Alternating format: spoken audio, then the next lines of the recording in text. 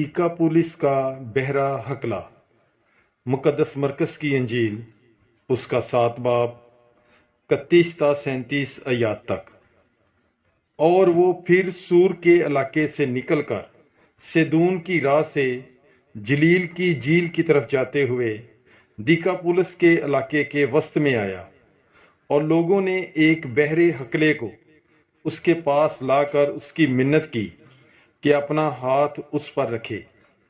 وہ اسے ہجوم میں سے الگ لے گیا اور اپنی انگلیاں اس کے کانوں میں ڈالیں اور لواب لگا کر اس کی زبان چھوئی، اور آسمان کی طرف نظر کر کے آہ بھری اور اس سے کہا، افتح، یعنی کھل جا۔ اور اسی دم اس کے کان کھل گئے اور اس کی زبان کی گرہ کھل گئی اور وہ صاف بولنے لگا۔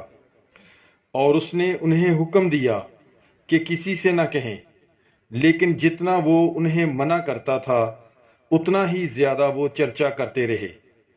اور انہوں نے نہایت حیران ہو کر کہا، اس نے سب کچھ اچھا کیا، وہ بہروں کو سننے اور گنگوں کو بولنے کی طاقت دیتا ہے۔ پاک کلام کے پڑھے اور سنے جانے پر خداوند کی برکت ہو۔ خدا کا شکر ہو۔ God bless you. Bible is life.